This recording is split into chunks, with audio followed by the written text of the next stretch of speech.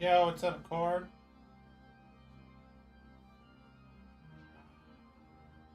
Ah.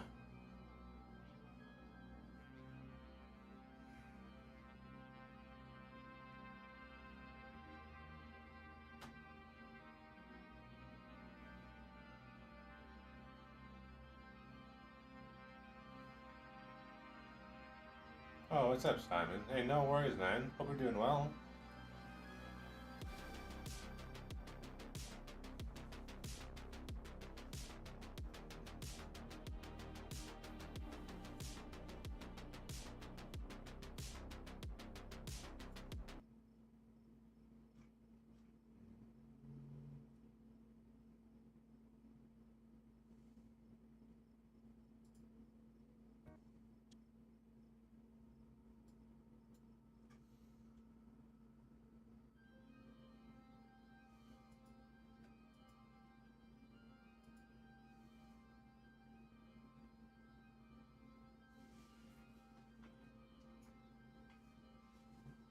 Doing all good. Recently been chilling. Cool, bro.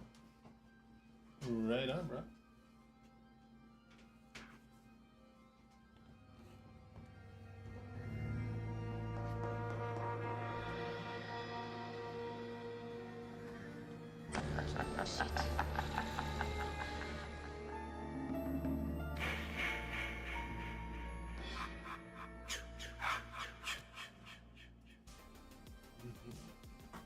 Oh, Friday then.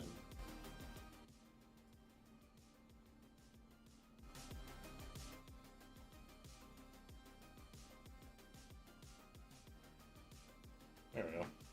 How are we all doing? Oh gosh. Little late. Little late. Oh, itchy. Oh, a little late. I was eating some dinner. Got off work late. I built a lightsaber out of paper as my first sculpture like thing. Ooh, you got a picture of it? It's pretty dope. Pretty dope.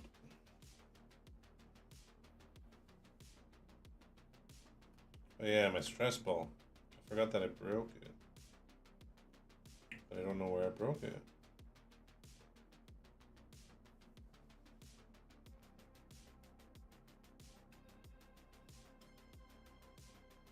Weird. Alright, we're gonna continue with our monster mask.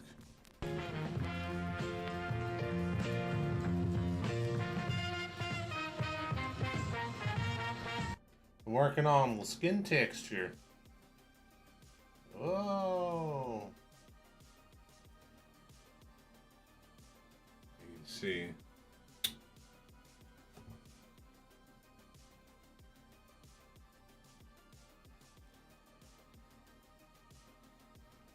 So that's what we'll be doing today, trying to get this skin texture on there.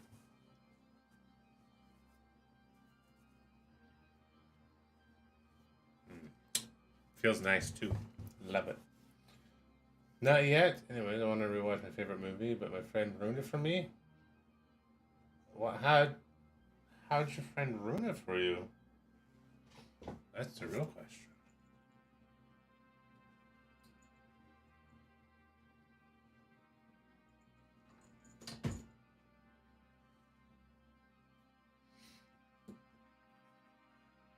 Should probably do it like under the chin. That's always the annoying part. And once that's done, then I'll feel better. Because we won't have to do it. First, let's see. How's the play?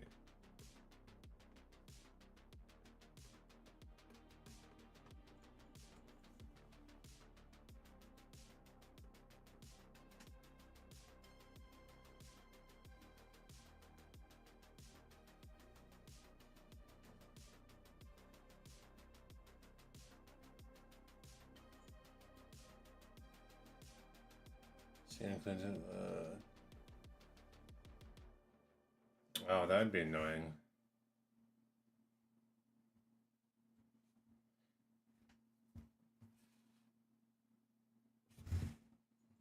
What's what movie is it? Curiosity.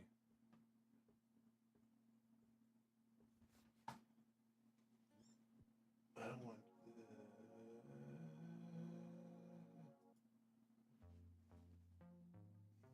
Thinking of that.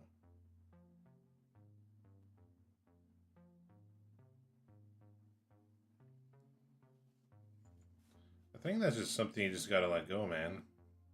Honestly, I don't think it's worth holding on to, especially when they ruin your favorite movie for you.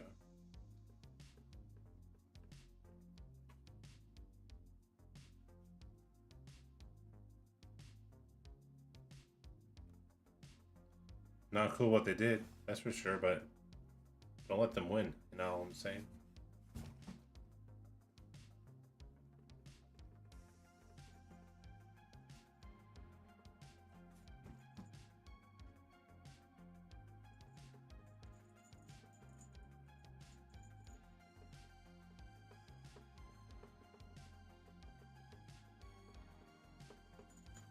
I think I'm just gonna do the whole sculpt.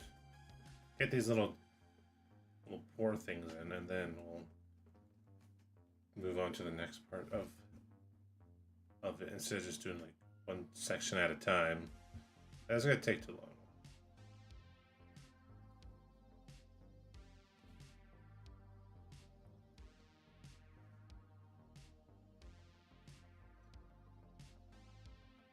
long. Okay, yeah. Can't let go.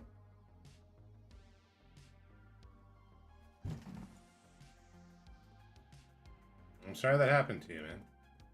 Sucks.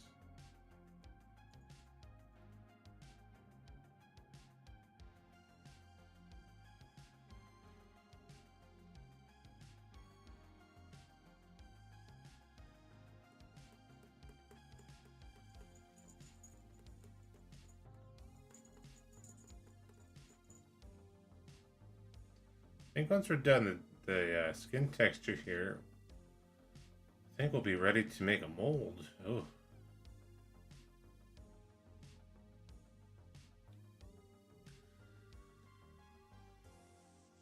What's up, Starry?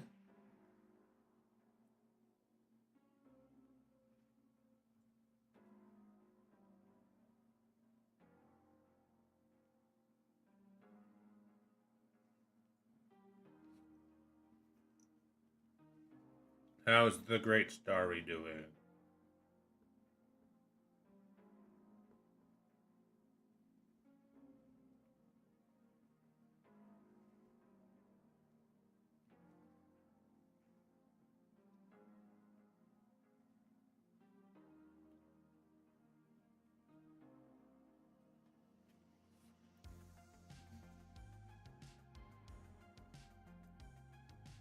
It's not, yeah, it's not a funny joke, especially when you're, people trying to joke about suicide, but again,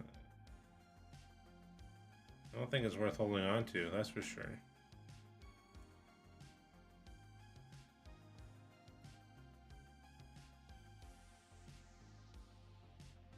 What happened there?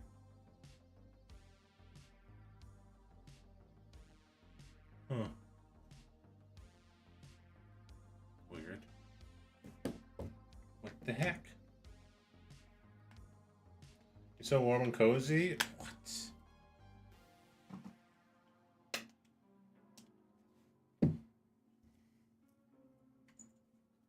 Jealous.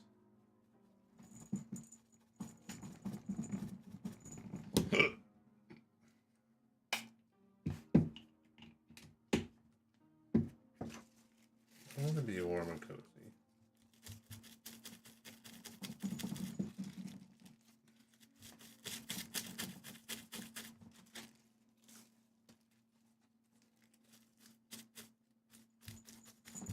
I've like completely annihilated this brush. Maybe like a wire or something.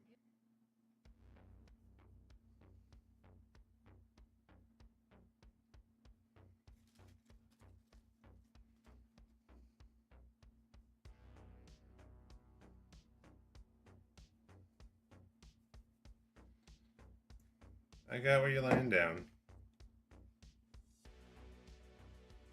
I got what you laying down.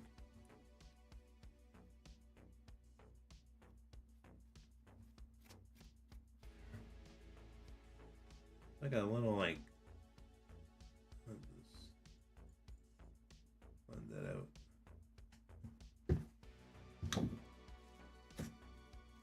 Gotta clean this brush.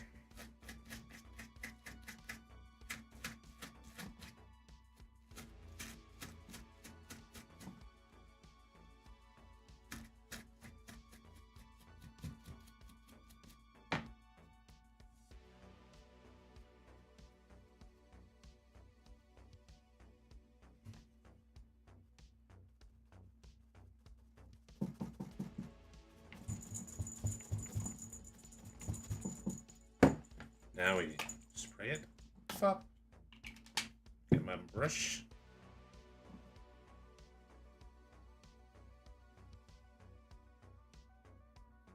There we go. And maybe a little more.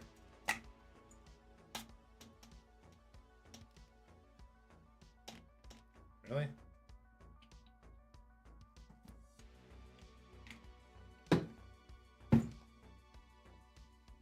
Yo, look at that watch streak. Oh my god, 3 streak, let's go.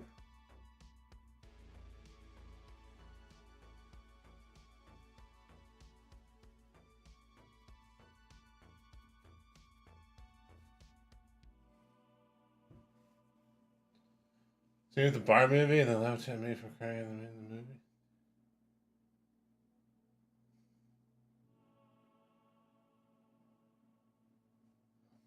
You don't sound like a very good friend. I just don't sound like a very good friend.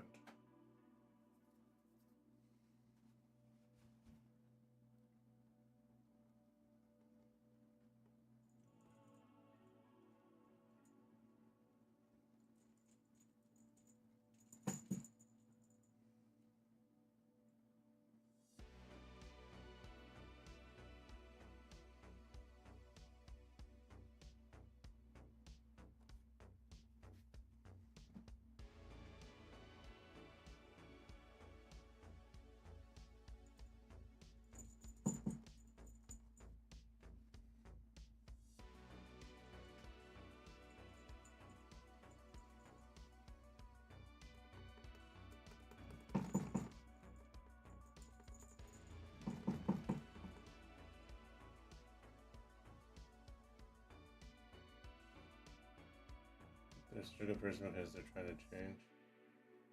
Change one bit. No, man, those are the kind of people you should like get out of your life.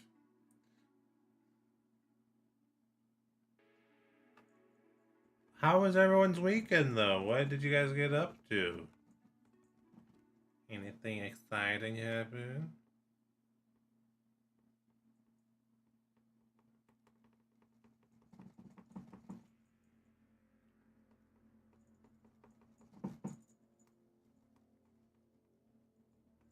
I guess I could have heated this clay up.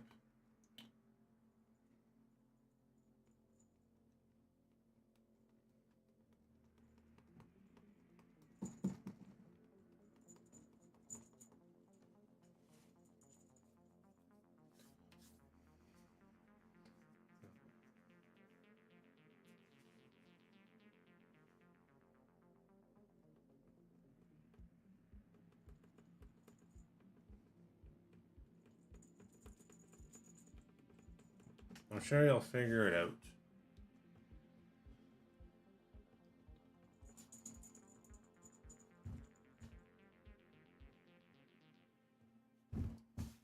Oh my god, this is the part I hate. It's so awkward.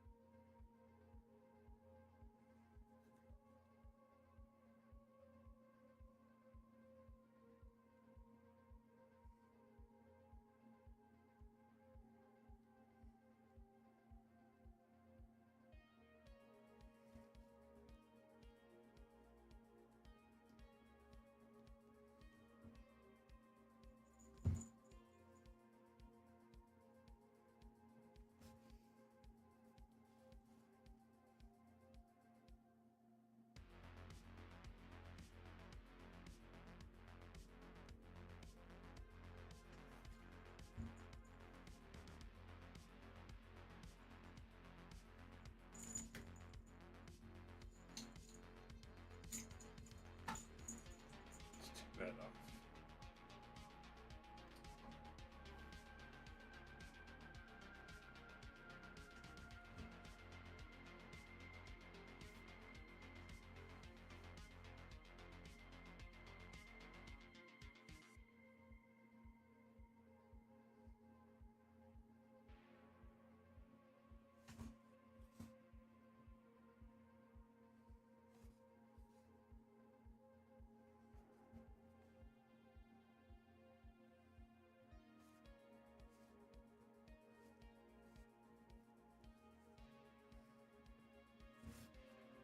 So I get a better angle.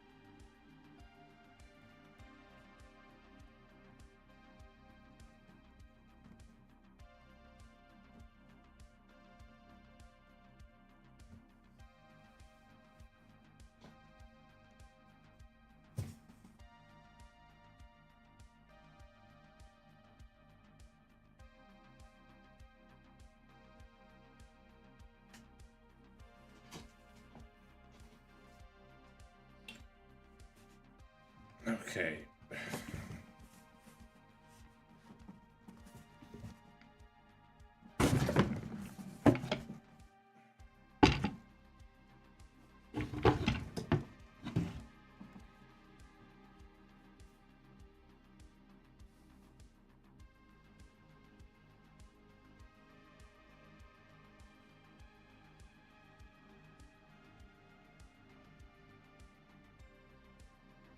What's up, Scott?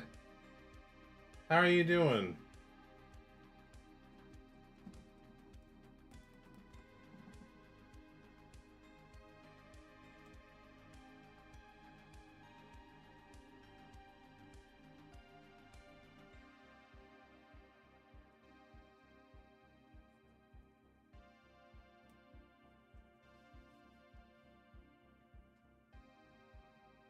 Excuse me.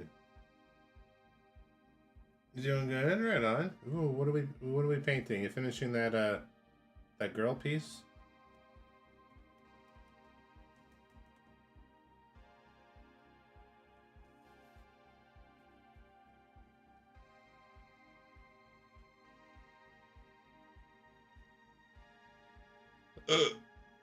Excuse me.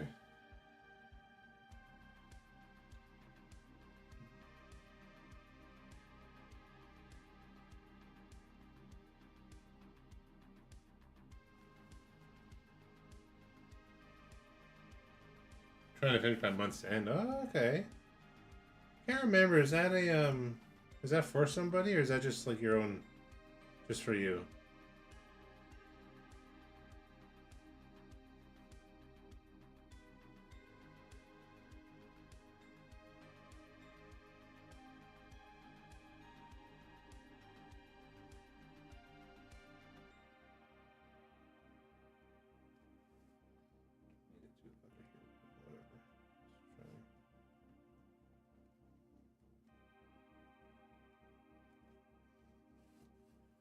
It's for you, but I plan to make and sell. Oh, right on. Can't wait to see when it's done.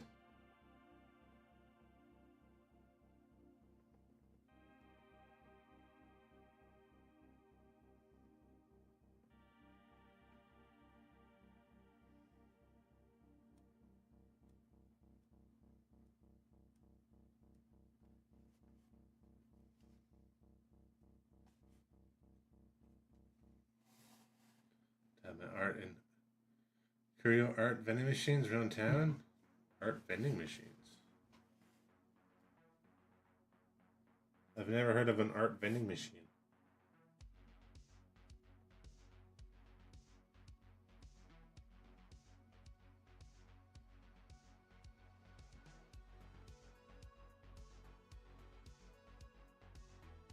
Oh, okay. That's a good goal. I like that.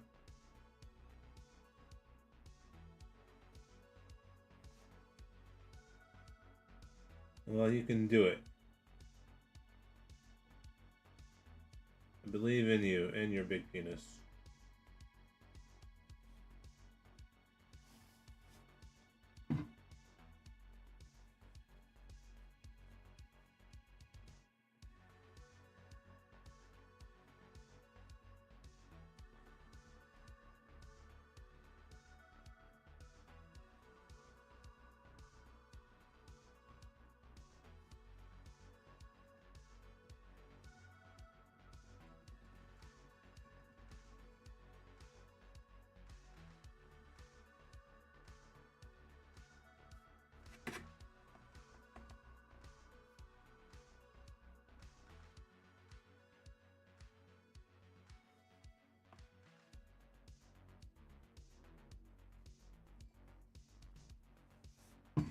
Ah, you're welcome, man. Of course.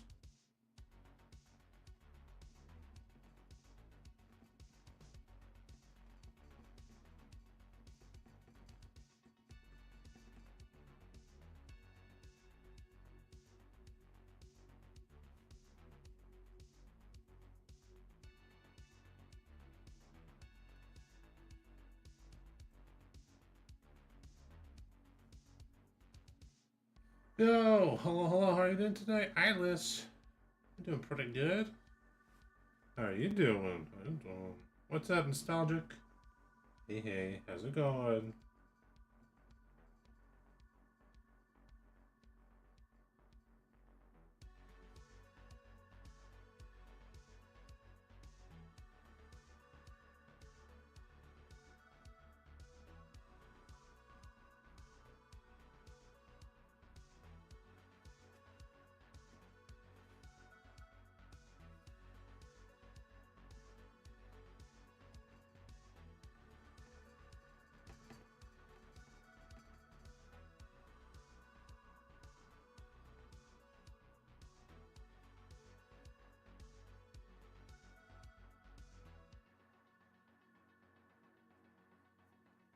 Pretty good, Rose. Got a sick jawline, right?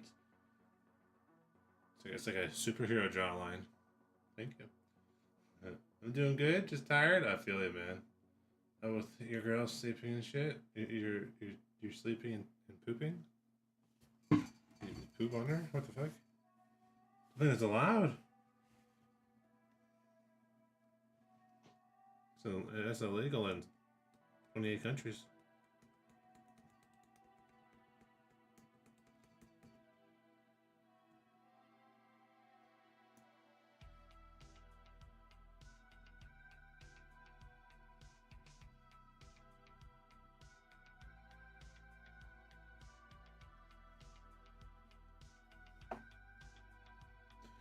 I'm feeling pretty tired as well, man. Full day at work. Just what's Monday? I don't know. She wanted to. There we are. Women. Am I right?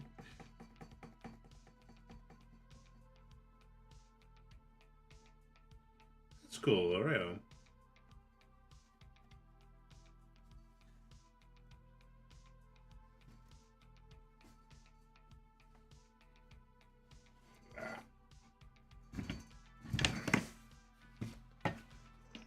So many shits. Ouch.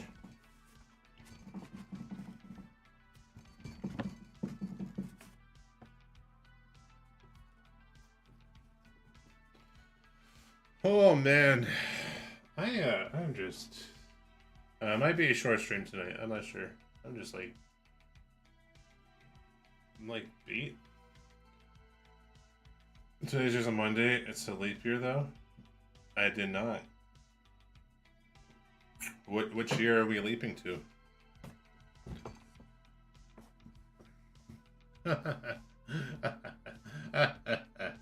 Oh, I'm so funny.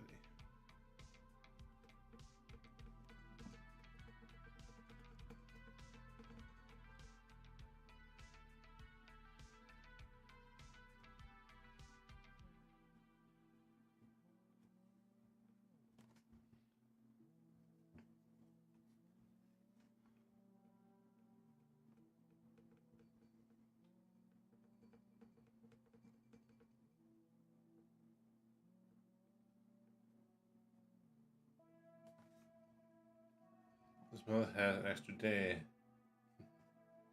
Well, I made you laugh. It's because I'm funny. You get an extra day. It better be an extra day on the weekend.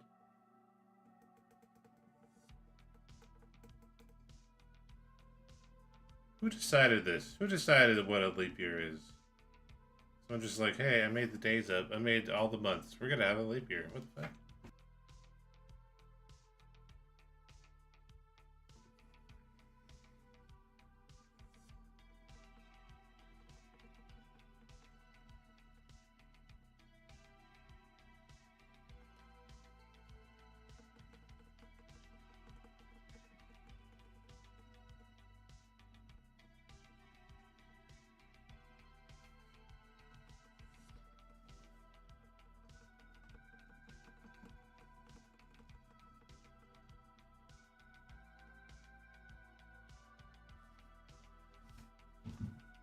It's my dad's birthday today, actually.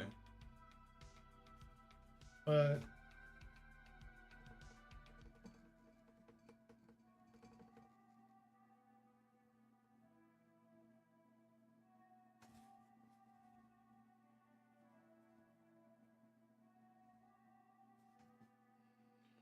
28 days is 29. Apparently, every 4 years is a leap year.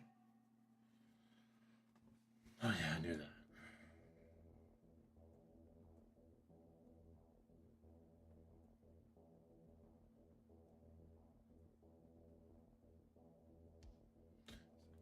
Imagine, is that how we got our months?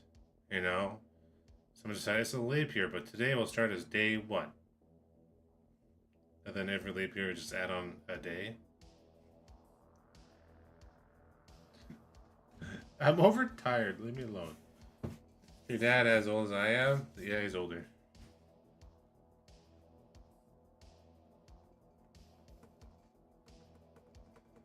Welcome to my world, bitch.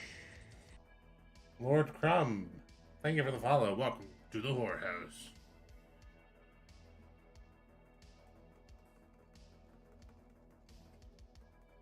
Hope you're having a great day.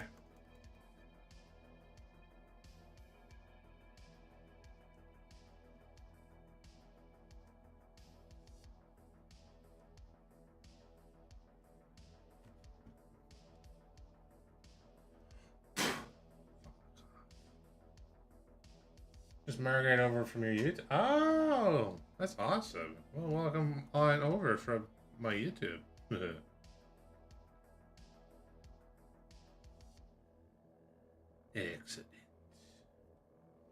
And the horrors grow.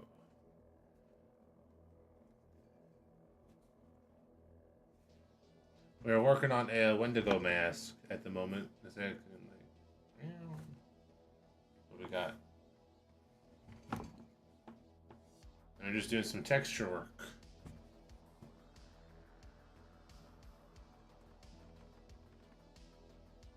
How you doing? How's your day?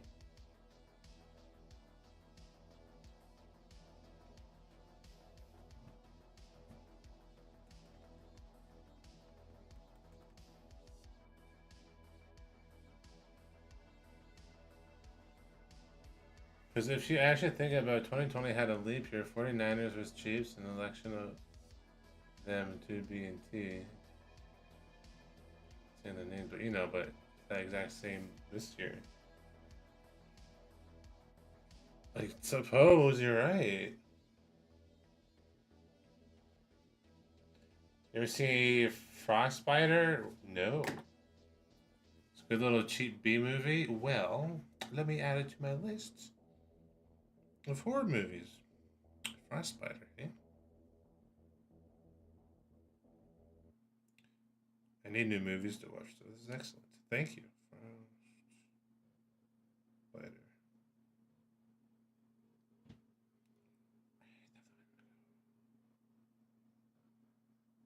Love me some B movies.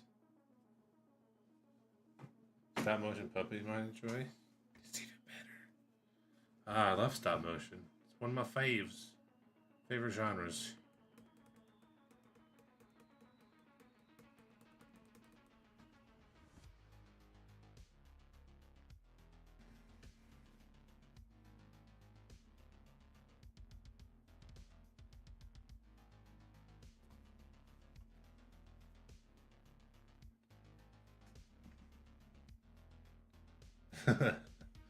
Don't expect Star Wars or anything? Okay. I've seen my fair share of terrible B movies, but I'm a big fan of terrible B movies. So, just something about them. Gotta support the indie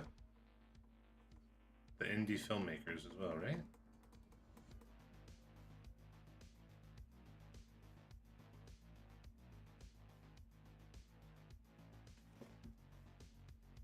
Just down by Metal SSC. You have a good night, and don't let Freddy come for. Oh, I'm gonna let Freddy come on me. I'll get. Fuck. Wait, what? Sweet dreams, Alice. It's always nice to see you, man. Don't be a stranger, all right?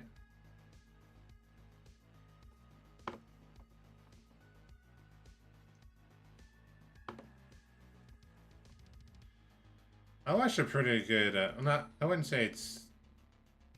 Okay, maybe it's kind of B, but we watched Itsy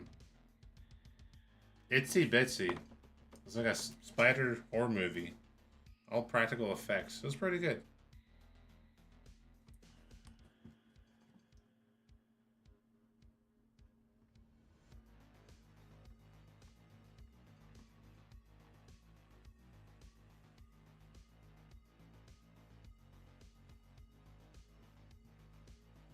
Sounds good, Isla. Sounds good.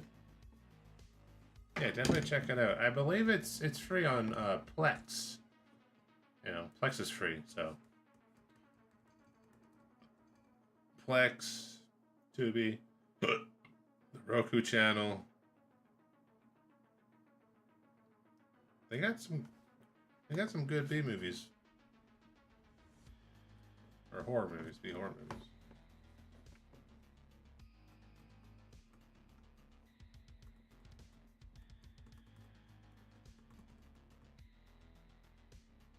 What else did we watch?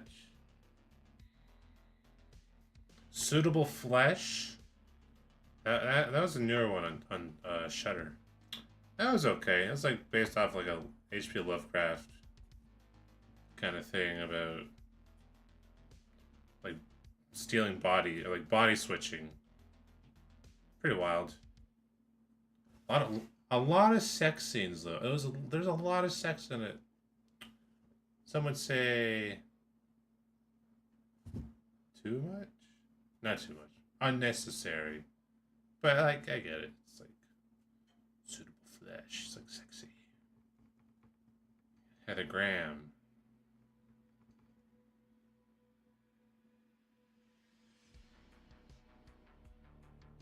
So it was gory at times. So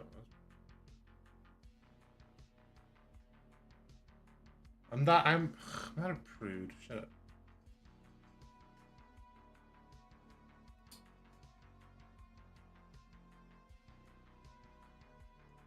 Hey, I like sex scenes. All right. In horror movies, but sometimes there's like unnecessary sex scenes where it's just like, well, that's unnecessary. You know, like that didn't need to be in here.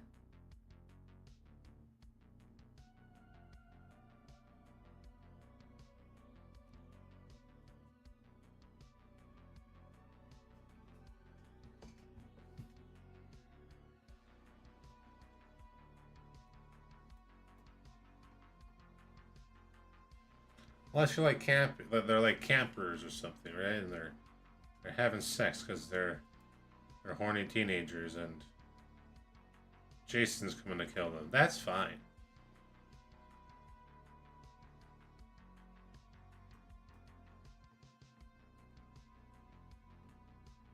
So then we get kills, right?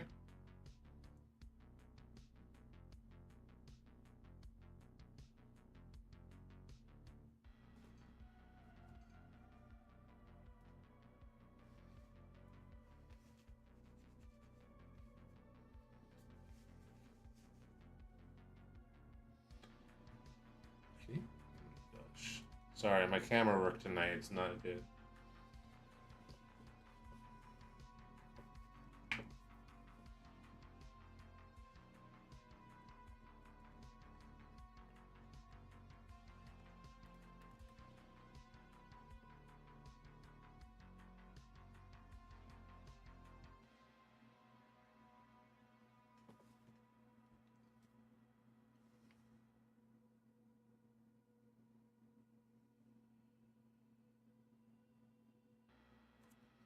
Hmm. Thinking when I mold this, um, kind of worried about the stumps, the horn stumps, these things, because they might create too much of a vacuum with the stone mold, so it might make it harder to pop off. But I don't know. Thinking out loud.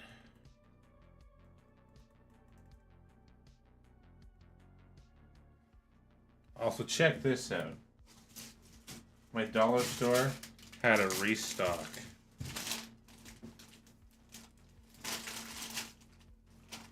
Of clay. Look at all the pretty colors. Right? $2, baby. Orange, red, and green. So, not sure what I'll do with those. Oh, and blue. £4 for 2, 4, 6, 8 $8.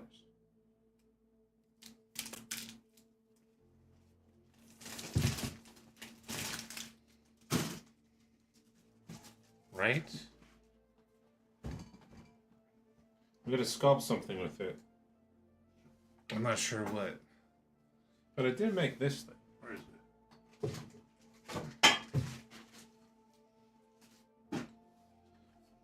I did make this giant thing to create practice bust making. You know?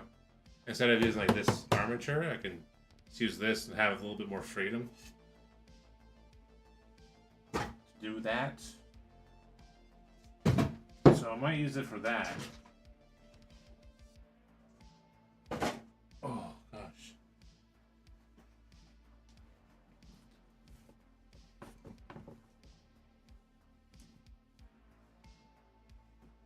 I also might just melt all the clay together and blend it all into like a gross color.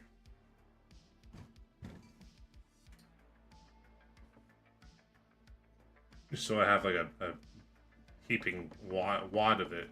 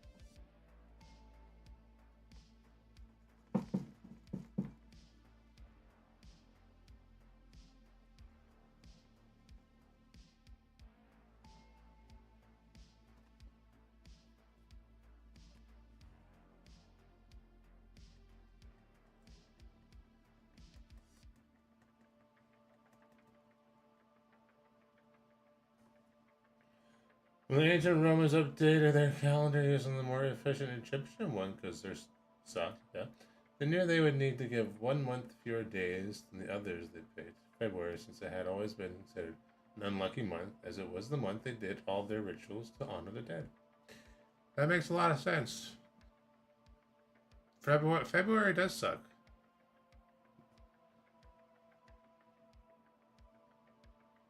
I did not know that, so thank you for sharing that.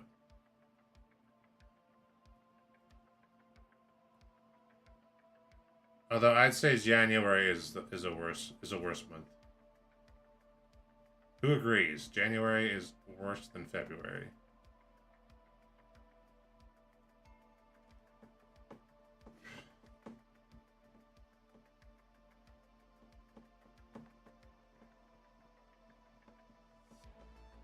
Do you think these different colors of clay have like a different smell? Wouldn't that be cool? And this smells like pumpkin, and this smells like mint. That's a clever idea, actually.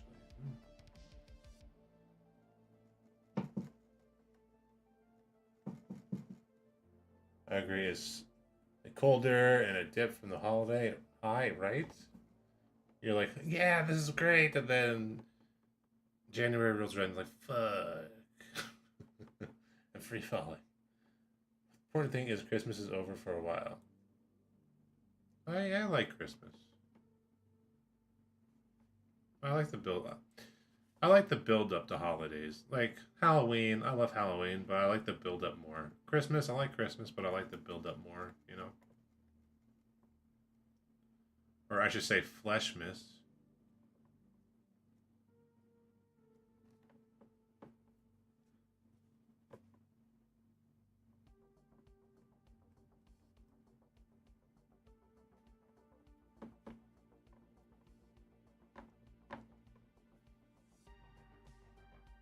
But then after that, there's really nothing I look forward to. Well, I guess like winter being over. Just create my own fake holiday, honestly.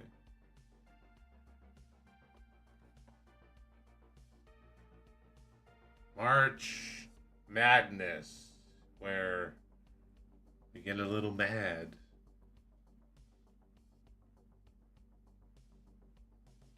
And masturbate vigorously. I don't know. I'm working on. I'm still working on it. All right. Needs to be like another horror month, another scary month. Yes, the music's great. Could have Bean Boozled clay scents. You know, they smell like pumpkin or old. Oh, that's kind of funny, but then again, you'd be stuck with like a thing of like clay that smells like old cheese. Unless you like small packs, you know. It's a good idea. That's a funny idea. I like that.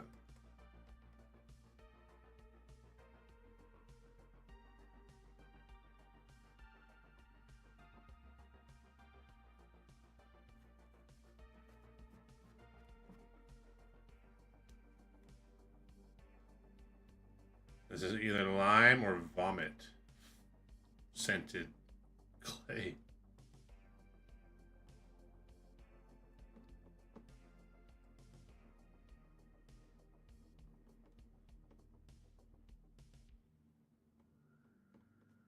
I guess like different scented clays.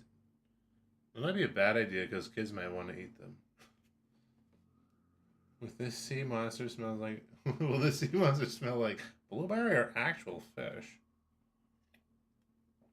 Rotted fish. That could be like an art like an art project, you know, like when you go to like an art gallery and you see like those weird artsy people doing weird shit and they call it art. That could be like one of those things. I have sculpted this naked woman's vagina out of a different scented clay. Whoever can guess the smell of it wins the sculpture.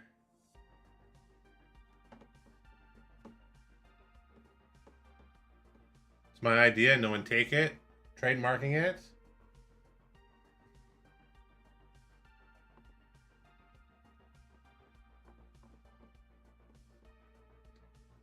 If you guessed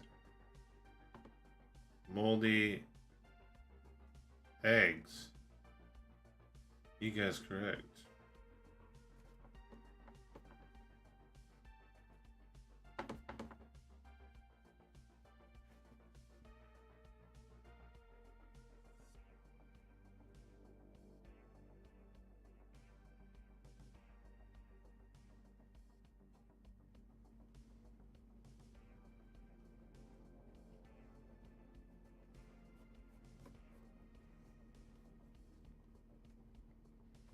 I'm just trying to get all these pores in. And then we can do like a mass. Oh, fucking. We do each step in a really big chunk. He makes like a masterpiece of clay, but he uses rotten spam scented clay, so no one wants to actually go in the same room as it in the museum to look at it. Oh gosh. Yeah. Oh man, imagine working with it though. Imagine you're the sculptor or the artist and you're the one making it.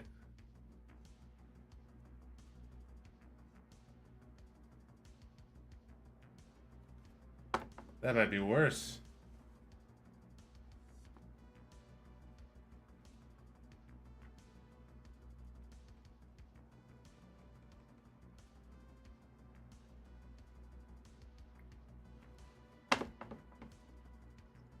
Would have to wear nose plugs the whole time or finish in 1 week when you got COVID. Buy one of those biohazard suits with its own oxygen tank, and then you'll be fine. There you go.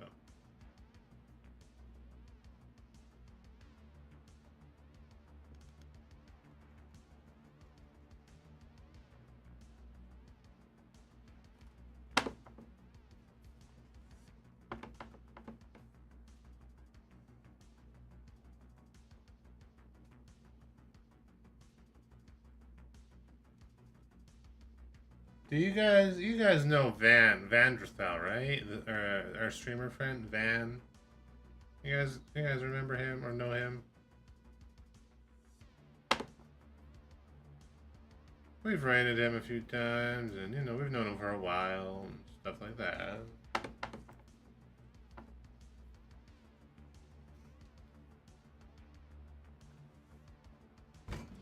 Well, we hired a new guy at work.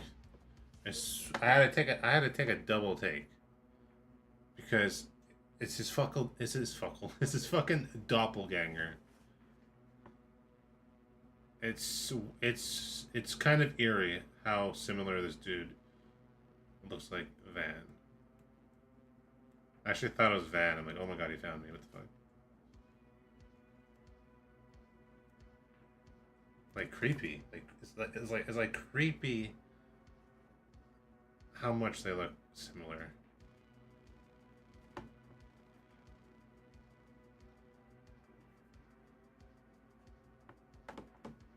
I found his doppelganger. I did.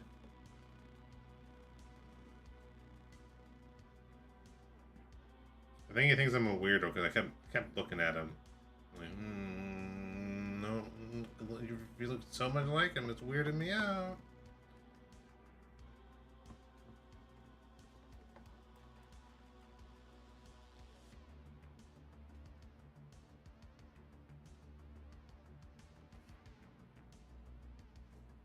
Yeah, it was just.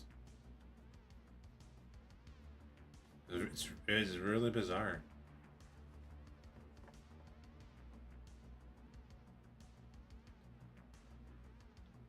Apparently, I have a doppelganger in Sweden. I was told by these two Swedish people when I used to bartend at weddings. So,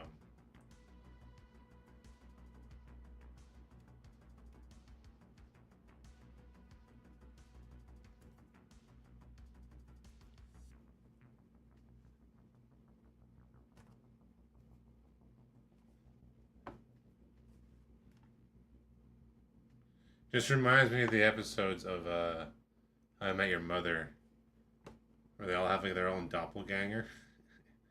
I think like Lily is like hers is a stripper or something like that. I never did finish that show. I was gonna finish it, then I found out how it ended, and I'm like, nope.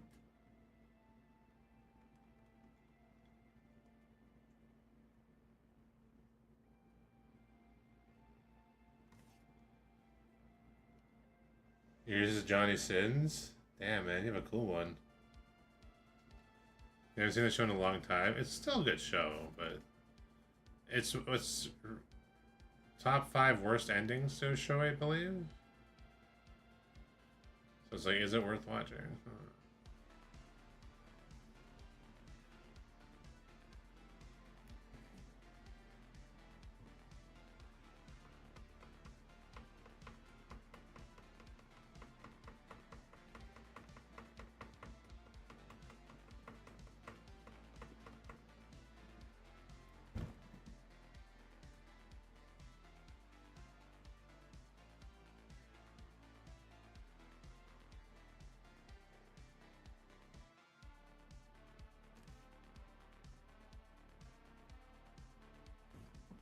Did they do How I Met Your Dad? Didn't they do that?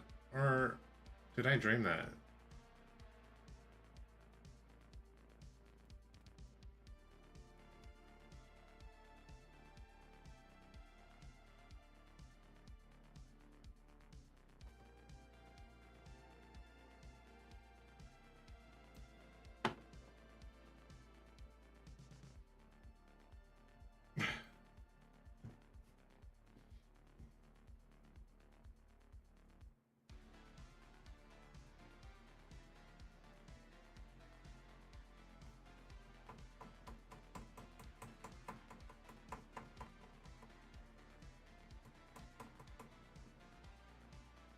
Oh man, I got like Cassie, man.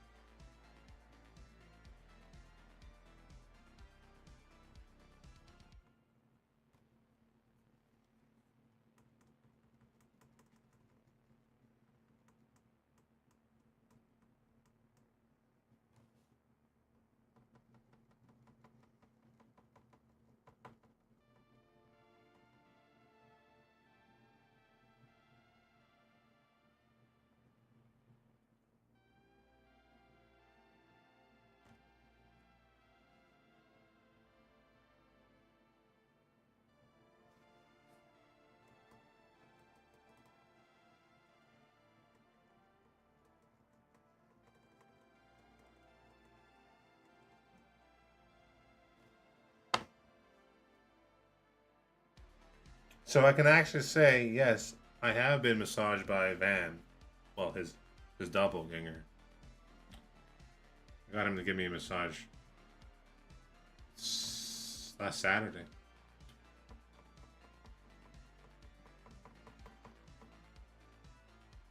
So I had to do some investigating. Yeah.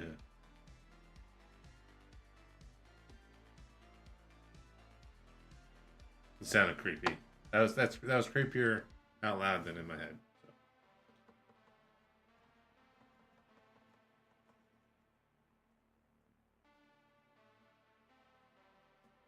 So. You know, as social, you could send Van a pic and be like, "I found your clone." I'm gonna snap a picture of him at work. Like, what the fuck, dude? I'm like, bro, I know your twin brother. Okay, just try to prove it to him that he has a twin brother.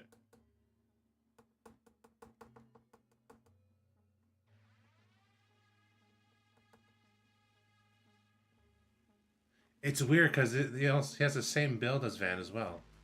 I'm pretty sure the same height. Because Van's like a shorter guy. This dude, he's a shorter guy.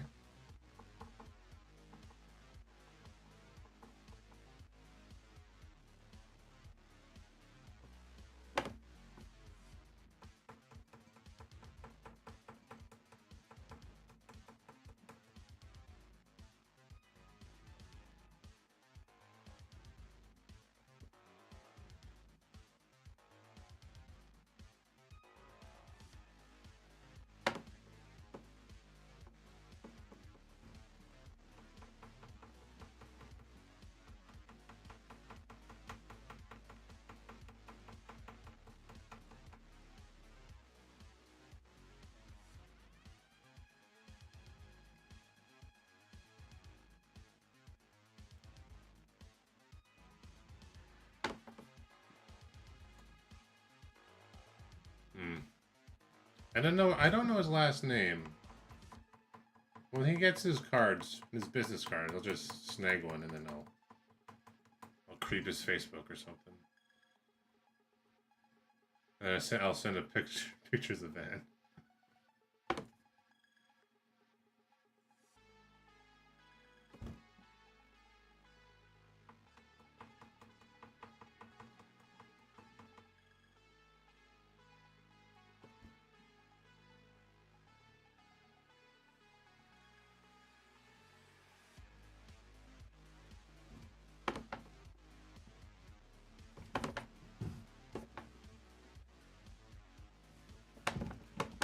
Oh, I need a new Lazy Susan, man, or build my own.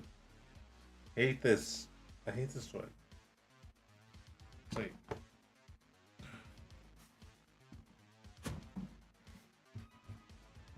There we go. Okay. All right, chill out, bro. Chill out, bro.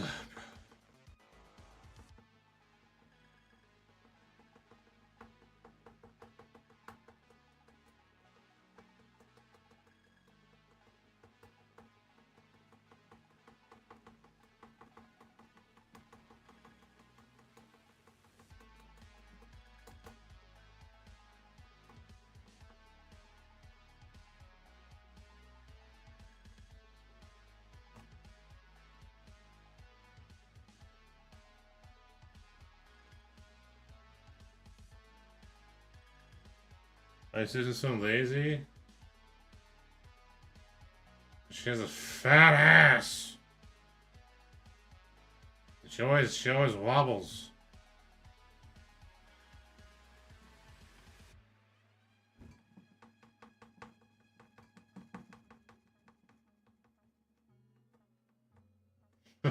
That reminds me of man, when Friday the 13th the game was a thing.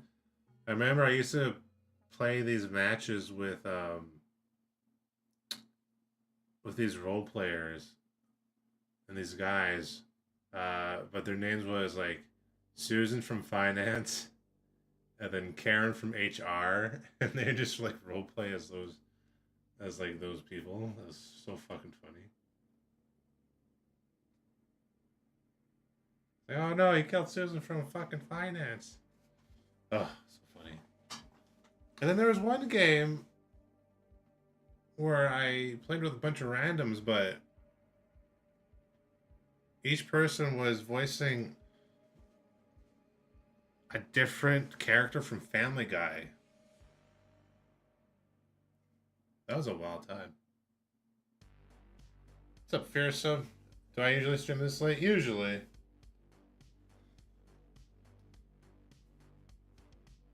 Usually, yeah. Until I can get different hours at work, and then I'll stream a bit earlier. And then on weekends, you know, I'll try and do a little stream if I can.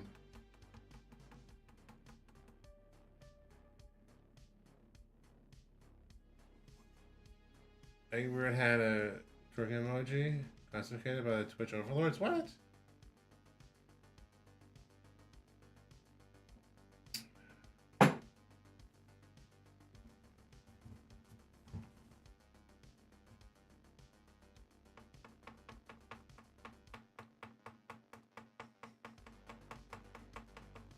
Yeah, unfortunately, I can only stream like around this time, where weekends is generally earlier when I can.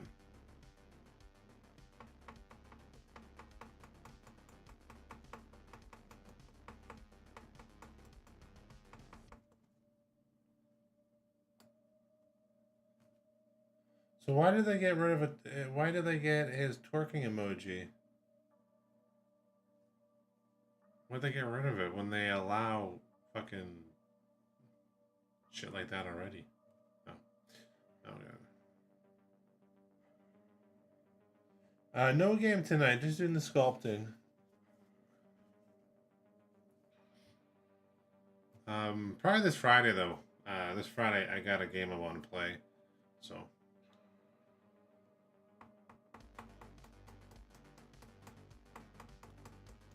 Maybe Wednesday as well, depending if I get this done or not. Because this is the last step before molding, and I'm going to do molding in my own time. So, once this dude's done, I'll probably take a bit of a break from sculpting, and then play some games or something like that for a couple streams. Refer to it as having gasm elements. Don't lie, he showed them gasm elements. What, like...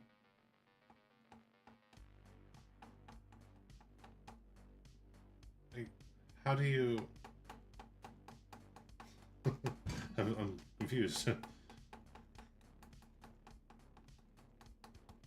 Describe a gasm element to me, please. What?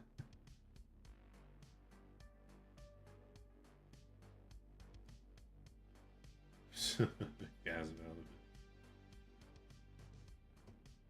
That game we played Friday, the Saturday, Rewind or Die, that was a really good game. I really enjoyed that one. I got a couple more games in that kind of style that we will be playing. Love those kind of games. Oh, they're so good.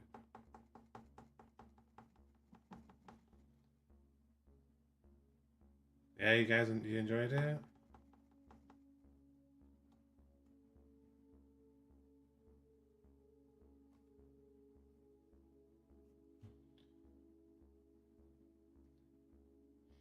I like the mixture, you know, mixing it up with games.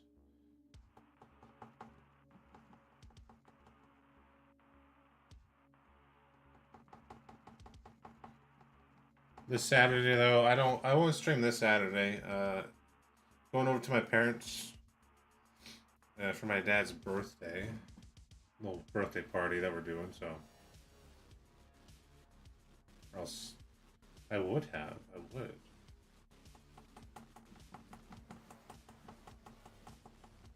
I like streaming during the day. It's nice. I find I have more energy. Curse my schedule. I have my work schedule, fuckers. Ugh.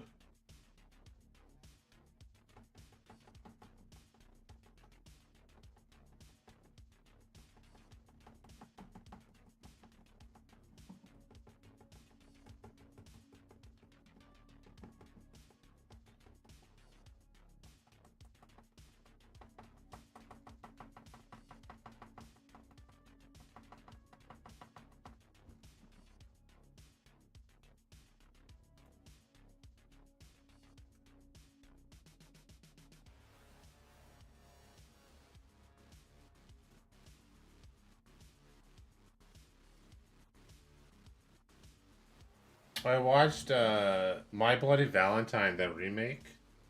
I wanted to watch like a little Valentine's horror movie, so I watched the remake. I haven't seen it in years, and I forgot. One, Jensen Ackles is in it. Dean Winchester. Two, forgot how hard that movie goes. Holy crap, man! That movie's gory. It's got some gore in it, man, and it's got some hardcore nudity. Bees and veggies. Know what I'm saying?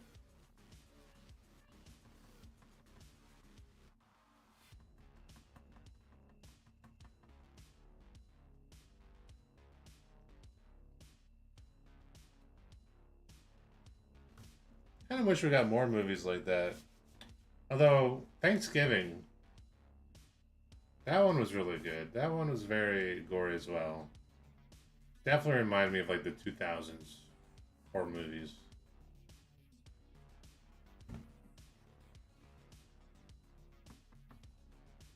Kind of silliness to it.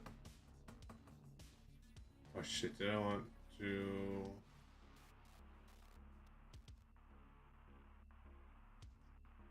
All right, I want to actually, yeah, I want to save these. I want to build them up a bit more. This one, not so much. So okay, this one, yeah, they're too flat. I need to give it more girth.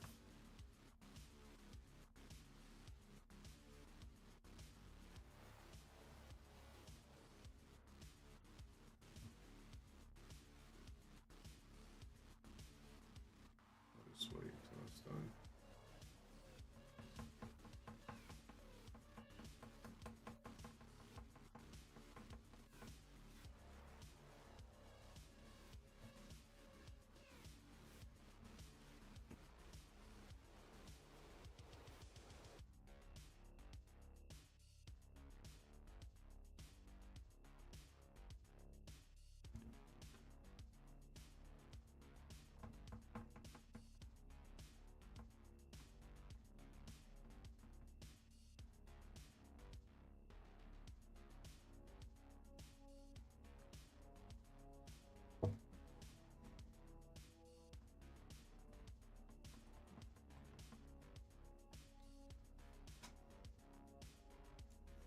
What?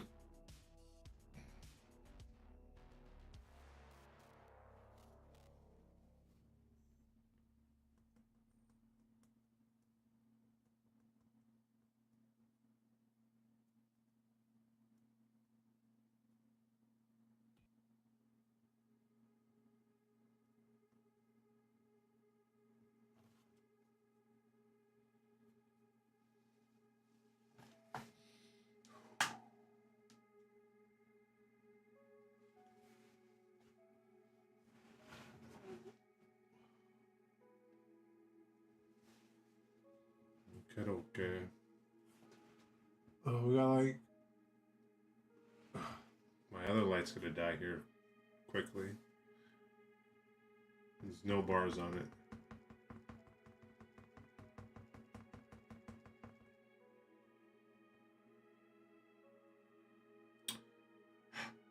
That was sooner than I thought.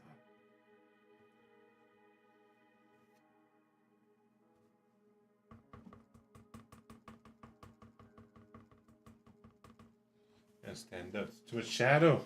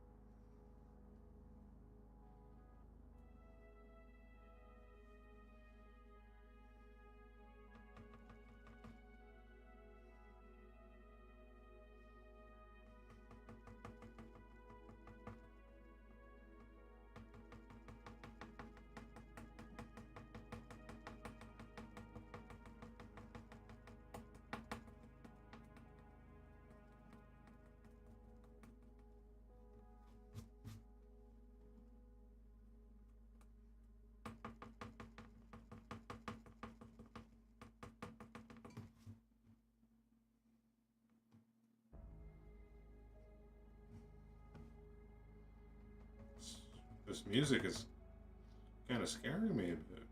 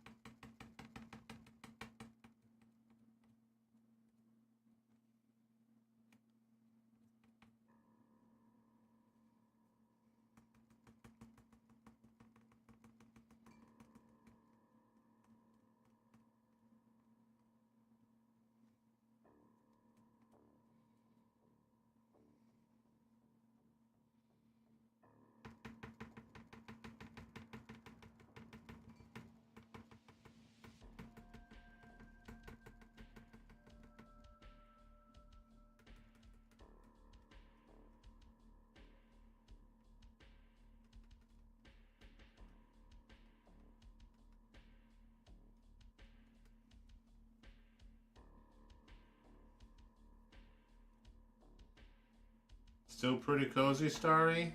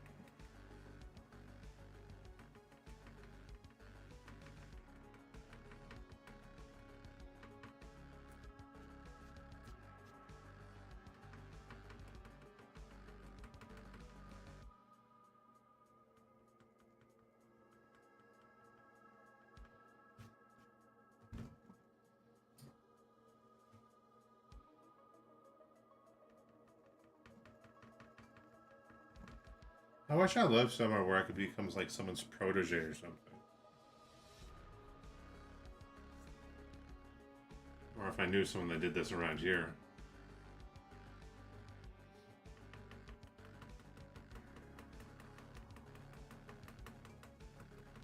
Protege the right word? Like a train. Kind of cool.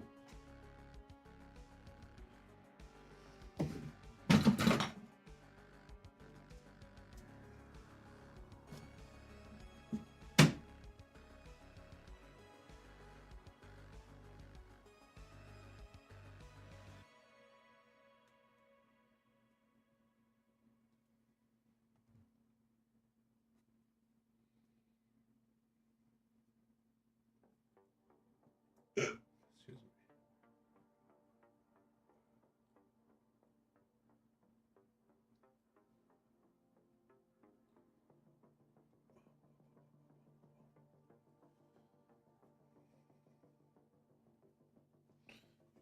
me.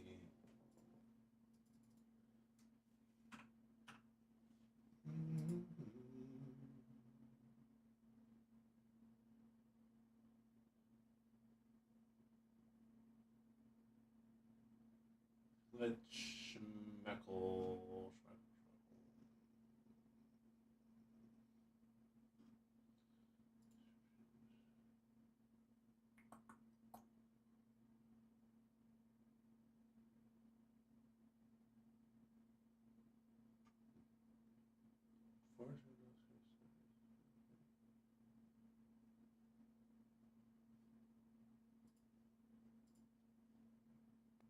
Send your scariest workplace stories to us at eeriecast.com/submit and rate and review Tales from the Break Room on Spotify and Apple Podcasts. Thanks. Hi, welcome to Dead and Roasted. What can I get you? McDonald's is one of those places where every mile there's another one. You can't drive for long before you see those golden arches and you can smell those weird but oddly tasty burgers from inside your car. Luckily, we don't have one near Dead and Roasted anymore. McDonald's is After those gross. clown sightings a few years back, the locals kind of, well, rioted and set fire to the McDonald's, all because the Ronald McDonald statue creeped them out. I kinda miss it. Anyway, today's stories are all about McDonald's and some very disturbing things that allegedly happened there. Take these stories with a grain of salt. Get it? Prepare for mysterious creatures and downright life-ruining discoveries. These are tales from the break room. McDonald's horror stories. Interesting. It attacked me. From Garner. The 50-foot hamburger.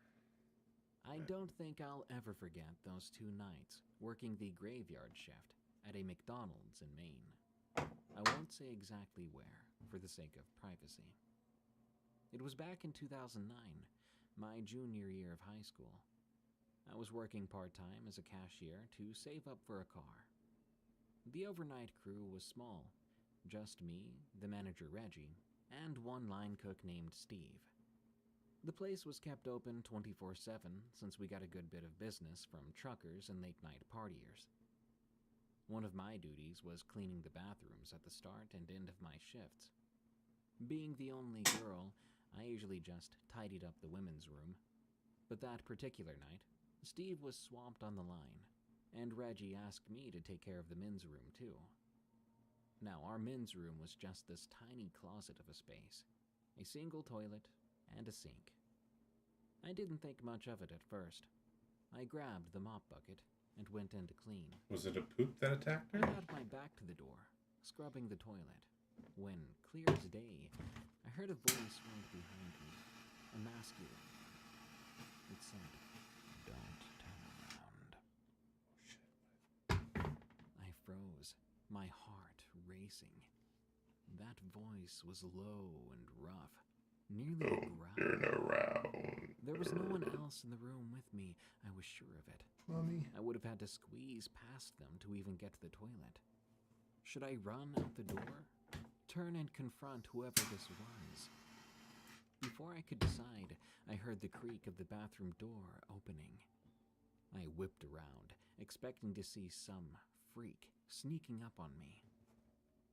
But no one was there. I told Reggie what happened, and he checked our security tapes. But of course, they showed zilch. He offered to finish cleaning the men's room for me. No way was I going back in there. I didn't scare easy, but that voice was way too real. Almost like the person was standing right behind me. Ugh, I still get goosebumps thinking about it. Reggie teased me for weeks about the bathroom ghost, but I knew what I heard. As creepy as that was, things got way worse a couple of weeks later. This brings me to the second night in question. Oh shit, 2 nights? It was another slow night, around 2 a.m. Steve had gone home sick, so it was just me and Reggie. As I restocked the napkins, Fucking Reggie guy. Reggie asked if I'd grab some more burger patties from the freezer. I was happy to get away from boredom, so I snagged up my jacket and headed to the back. There's a haunted McDonald's. The freezer was basically a giant walk-in fridge that we kept meat and produce in. I stepped inside, fumbling for the light switch, instantly hit by a blast of cold air. I went looking for the burger patties when the heavy metal door suddenly slammed shut. I jumped, confused as to how the door had shut. I tried the interior handle, and I realized there was something wrong. What's wrong with this door? Something was holding that door shut tight. That was Reggie. I pounded on the door and yelled out, but Reggie must not have heard me over the kitchen noise. It was so cold, my breath was fogging. It was then that I felt it.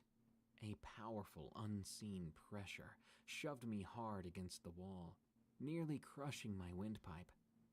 I clawed at my neck, but I didn't feel anything there, not with my hands or fingers, and yet something was pushing against my throat, like a pair of icy hands strangling the life out of me. Before long, spots swam before my eyes. I was certain then I was going to die alone in that freezer. Suddenly, the pressure let up, just as Reggie threw open the freezer door, eyes wide with alarm. I stumbled out, choking and sputtering. Reggie steadied me, demanding to know what happened. Through chattering teeth, I gasped out something along the lines of, "It choked me. Something had attacked me." I'd be like, Reggie, I quit. But Fuck one this. look at his face told me he didn't believe it. He searched the freezer himself, then looked around the restaurant. But there was no one there but us. However, Reggie made me sit in his office, sipping hot tea, until my parents came to get me. I quit the next day, and I told everyone I'd get a better gig hostessing at the diner downtown. Truthfully, I was terrified of setting foot back inside that Mickey D's. Something sinister lurked there that none of us could explain, and it clearly had a bone to pick with the overnight staff, particularly me. I still have to drive past that McDonald's sometimes, late at night, for my current job. The glow of the sign draws my attention, like a beacon through the dark, and I always peer into the shadows of the parking lot, half expecting to glimpse the dark figure who spoke to me. Other times I imagine the freezer door swinging slowly open, the icy unseen force beckoning me, reminding me that I know what's out there when no one else does. I'm scared it's just waiting for someone else unlucky enough to wander into its grasp in those small, eerie hours between midnight and dawn.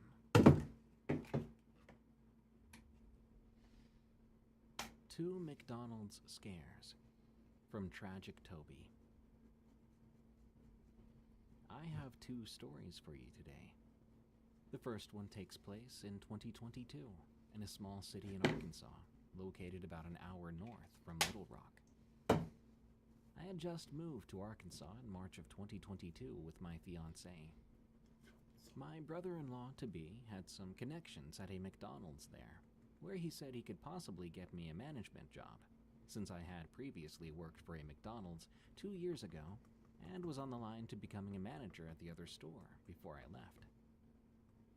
After I completed the interview, I became a manager, and it wasn't long before I would start running shifts with other managers, or on my own when I closed. This story happened around 5 o'clock p.m., just before I was supposed to clock out and go home. The manager on duty with me, that night's closing manager, Little Andrew, we called him Little Andrew because we had someone else named Andrew, and he was 6 feet tall and 270 pounds, whereas Little Andrew was about 5'3" and 190 pounds. Anyway, Little Andrew was there as well. It was an hour or two before I was supposed to clock out, when a customer came through the drive-thru. He ordered a large fry. Remember that for later. Okay. As well as a double quarter-pound cheeseburger and a select few items. As he pulled up to the window, he was a very average guy. He was nice to our employees, and didn't even put up a fight when we asked him to pull into a spot where he could wait for his fries to cook, which in itself is usually rare, since people get very mad when that happens. So after we run out his food and come back in, all was well. But before long, about an hour and a half later, Little Andrew gets a call and goes into the back office where we counted the money so we could hear better. I followed him, since I was still learning how to properly answer the phone and what to do when certain types of people call about certain things. The phone call was going well until the person on the other line said something that made Little Andrew scream into the phone. Now, let me remind you that Little Andrew is similar to me in the sense that neither of us like confrontation with angered people, nor do we yell unless it's absolutely necessary. So when he screamed into the phone, "Hey, you don't talk about my employees like that, or I'll have you arrested. That's sick." Well, I had to ask what happened. He explained that the person who called said they had come through a while before and ordered 2 large fries, a double quarter pounder, and a few other things. According to Little Andrew, they had said that our employee working the front window had been incredibly rude and refused to give them the fry he was missing, which he allegedly ordered. He then proceeded to tell Little Andrew that he was going to drag the aforementioned employee through the window, beat her to a bloody pulp, and leave her for dead in our drive-thru. Over fries? Oh my god. Obviously pretty shaken, I was confused, wondering about every side of the story. So I went up front to ask the employee her side. She pulled up his receipt, which only listed 1 large fry.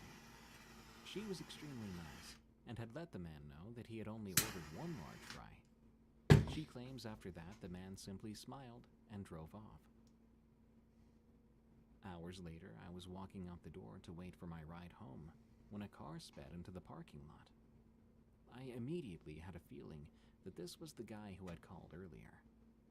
Right away, I pulled out my phone, pressing record on the camera, discreetly pointing it at Little Andrew and the man, who now stood in front of the counter, screaming at Little Andrew.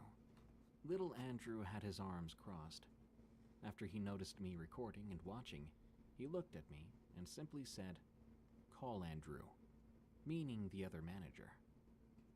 I did so, and I told Andrew what was going on, mentioning we needed some help or advice.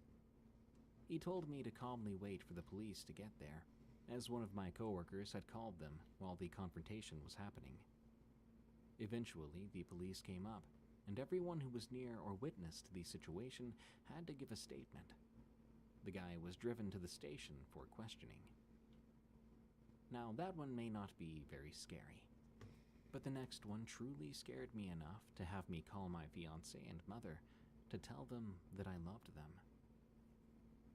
This story happened around May of 2021, a few months after I started working at McDonald's for the very first time. That night we had 3 people closing: me, my friend D, and my manager C. Another important person in the story is K. K Kay was in an abusive Also relationship like the and was alphabet. beginning to get in a relationship with C, so she could escape the abusive one. She was also supposed to be closing with us, but she had called in and said she wouldn't be able to come in because she was in a holding cell at the jail for fighting back against her boyfriend. A little note to add is that Kay and her abusive boyfriend shared a car. Do you think McDonald's could sue them for these stories? No. One that made a mark. For 2 weeks leading up to what I'm going to tell you, the abusive boyfriend had It's been their asking stories. us It's not to slander send against McDonald's. messages to the work group chat, saying things like, "I'm a stupid C word," "I'm such a big P word," and things like that, as well as threats like, "He's going to come shoot up the store," "saving C for last," and other such things. But he never followed up on them, so we decided to just leave. Now, if it was about Disney, maybe. K and C from the chat, so nothing else happened. Fucking Disney. The night we closed, it was about an hour and a half until 11 p.m. So about 9:30 p.m. I was cleaning my stuff early when I saw Kay's car pull into the drive-thru. When I realized she said she wouldn't come in that day, my heart sank. I ran to the back to see, asking him to clarify if Kay was still in jail, not coming in, and if her boyfriend had her car. He said yes. My heart sank even further. When he asked why, I had to explain that I just saw their car pull in, meaning something we did not want to believe. He was here. His threats could be coming true. Upon hearing this, C grabbed D and I, rushing us to the crew. I did see the new Deadpool trailer. It looks not bad. His work shirt telling us to stay What do you think? and stay quiet. He told us if I don't come back in 10 minutes, call the police.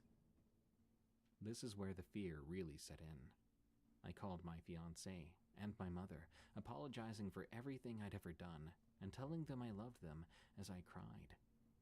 Dee did the same. After about 5 minutes, he came back, Kay in his arms, explaining they had let her go because someone paid her bail.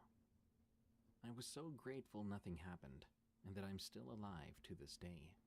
But something inside me still wonders what would have happened if it was him. Would I have been able to escape out the back door with Must have Dee, missed something.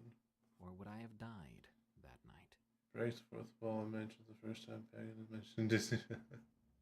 Yeah. The following story contains depictions of harm against children. The Disturbing Stranger's Gift. I don't know. I haven't really been From Messy Bethany. excited about any superhero stuff, so I don't know. I was working the late shift at a McDonald's back in 2017. I'll say it was in Oklahoma. I'm hoping it's but I won't not say nostalgia exactly. bait, but we'll It was see. around 11 at night, and the usual slow buzz. I'm sure it'll be of good. It's had Deadpool, settled right? in. You know, the quiet hum of the fryer, the occasional beep from the cash register. Nothing out of the ordinary. I was at the front counter, dealing with the occasional customer who wandered in for a late-night snack. The place was almost empty, just a few lingering souls scattered about, munching on fries or sipping soda. That's when it happened. This strange guy walks in, wearing an old, worn-out overcoat. It wasn't exactly cold outside, but I guess people had their reasons to dress the way they do. He just strolls in, doesn't even bother looking at the menu. I'm thinking maybe he's waiting for The sculpt seems a lot more So I involved give him than your a previous. and get back to taking orders. Yeah, But the guy just goes it really to does, one of doesn't the it? booths and sits down. It's a lot more. Now, it's not unusual for folks I'm to pushing myself on this maybe one. wait You for know? a friend or enjoy the free Wi-Fi. But something about the guy seemed very off. As I continue serving customers or cleaning the front counter, I notice he's been sitting there for a good hour, still not ordering a thing. My curiosity is piqued, so I glance over at him. He's just I think you staring should at always his challenge phone, yourself when it comes like to he's art. in some sort of trance. That's when one of my coworkers, the one that had been cleaning the lobby, comes rushing over, looking all wide-eyed and spooked. He leans in and whispers, "Dude, that guy in the booth, he's got something under his coat, and I swear there's blood on it." Now, I'm not one to jump to conclusions, but that's not the kind of news you want to hear when you're stuck behind a cash register at a McDonald's. I look back over at the strange guy, trying to take a closer look. Sure enough, I think I can see it. A weird bulge under his coat. Our manager catches wind of the situation and decides to handle it. She walks over, trying to be subtle about it, and asks if everything's okay. But this man doesn't even acknowledge her. Instead, he just gets up and leaves, not saying a word to the manager. At this point, I'm thinking maybe he's just a bit off, mentally troubled or something. But the story doesn't end there. The guy walks through the exit, goes through the parking lot, then sort of stops, looks around, and heads right over to one of my coworkers' cars. The guy reaches into his coat, and I can see him leaving something through the open window of that car. My coworker, who's still cleaning the lobby, notices it too. He mutters something like, "Are you kidding me? Why my car?" The manager, sensing something fishy, dials the police while we all keep an eye on the guy from the window. The tension in the air is palpable. The manager warns the coworker not to go out, but he's having none of it.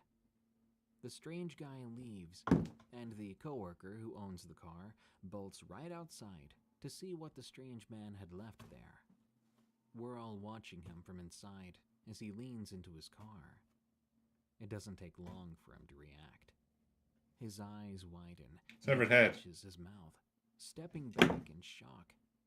He half stumbles, half runs back into the restaurant, looking pale as a ghost. The manager is on the phone with the police, and my coworker is practically hyperventilating as he tells us what he found. He left a baby in my car, man. A freaking baby. It's dead. What the fuck? Now, you can imagine the chaos that followed. The manager was telling this all to the police, trying to give them as much information as possible. The rest of the staff is ushered into the back, away from the unfolding madness. That's pretty fucked up. It felt like time had come to a standstill. The police arrive. They're piecing everything together, taking statements before everyone else clocks out. Before long, it's just the manager, that coworker who found the baby, and the police. I remember leaving and looking back, trying to wrap my head around the fact that someone had left a dead baby in a car in our parking lot. The next day, everyone was talking about it. And I couldn't stop thinking about the fact that the man had been carrying a dead baby under his coat the entire time he sat in the booth. It sends shivers down my spine, thinking about it. You never expect something like that to happen in your own backyard. The whole thing messed with our heads for a while. We couldn't shake off the feeling of dread that hung over the place. I mean, it's the kind of stuff you see on the news, not something you expect to witness during a late-night shift at McDonald's. That poor baby, and the coworker who found it. I'll never forget the look on his face. And honestly, I'm glad it wasn't me that had to see it. To this day, I wonder what happened to the poor thing. Did that man kill the baby? Take it from someone? Or was his mind broken from the death of his own child? I don't know. That's the messed up night I had at McDonald's and our town in Oklahoma. Sometimes reality hits you like a ton of bricks when you least expect it.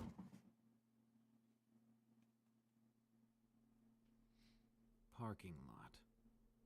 From J. Lee. It was the summer of 1992, when that thing first showed up behind our McDonald's. I was working the night shift as a manager at the time. It was me, Tanya, and Jamie closing up shop those nights.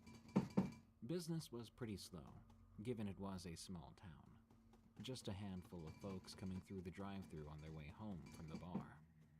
I remember the first night I saw it. I was taking the trash out back to the dumpster. It was pitch dark out there, except for the one street lamp we kept on which lit up the parking lot somewhat. I was hauling the bag to the dumpster when I spotted something move out of the corner of my eye. I turned and saw this large, dark figure crouched down on the other side of the dumpster, digging through a pile of trash that had either spilled over or had been pulled out. My first thought was a bear. We'd have them wander into town sometimes, looking for food.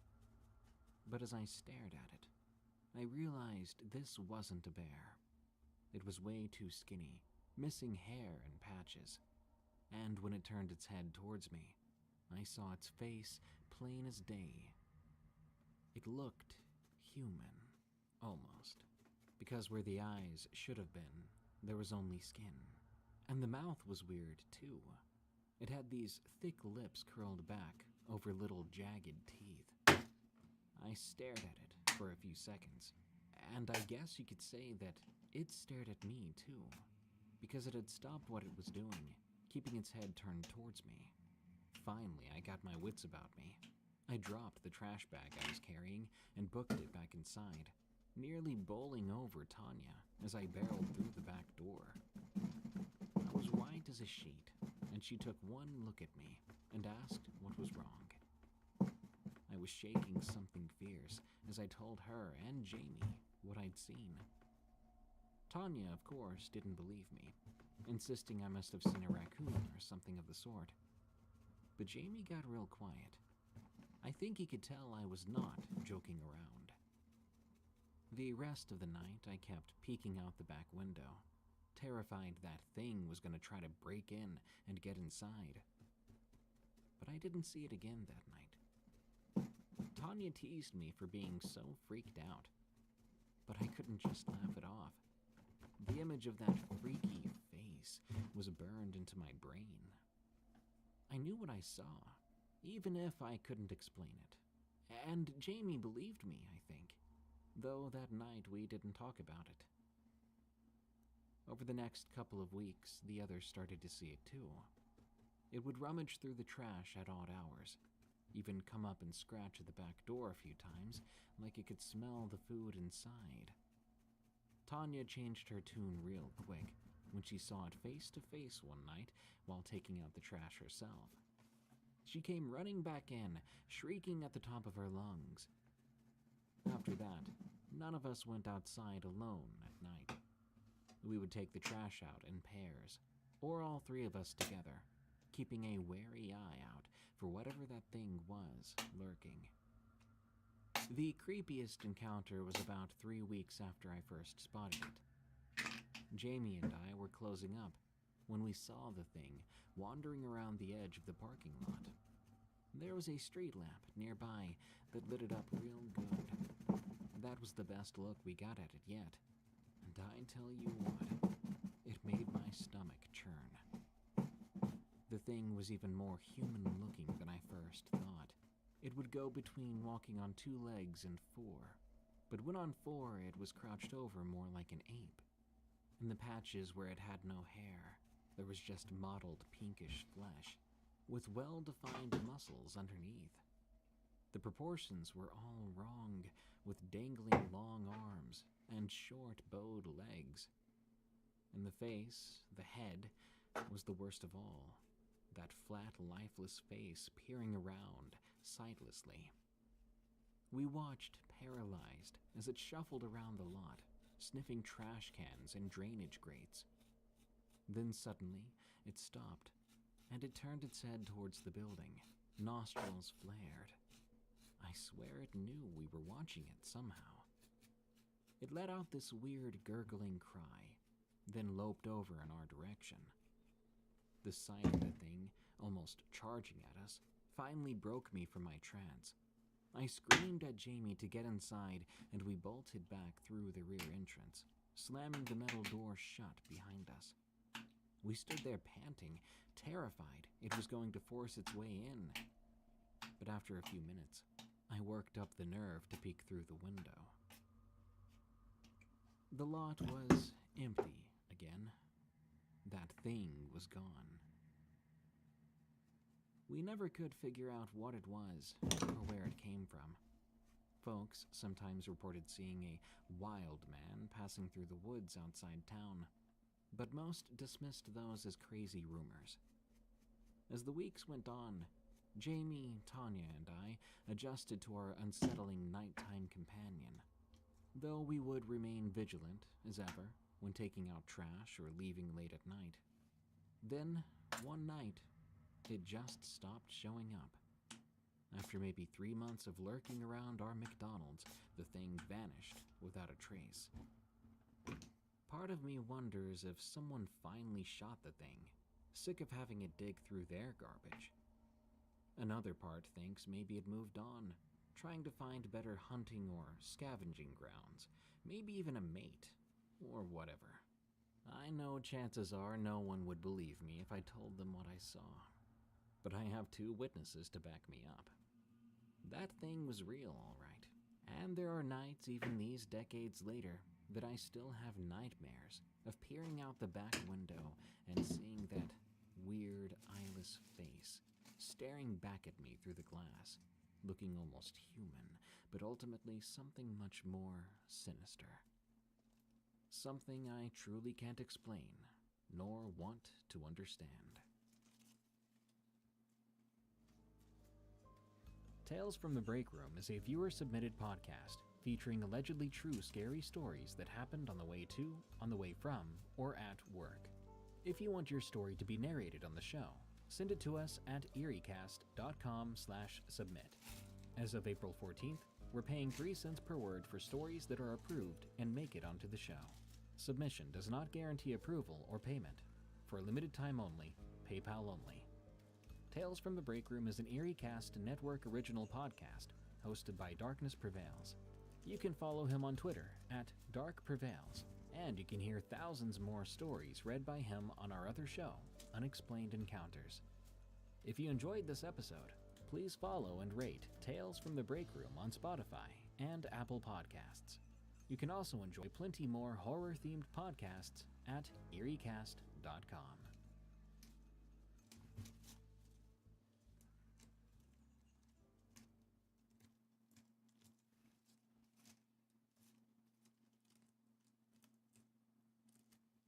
Huh, that was interesting, yeah. Send your scariest workplace stories to us at EerieCast.com/submit and rate and review Tales from the Break Room on Spotify and Apple Podcasts. Thanks. Hi, welcome to Dead and Roasted. What can I get you? Tonight, everyone's leaving early for an out-of-town work retreat. But I ain't going, and I'll give you 2 good reasons why.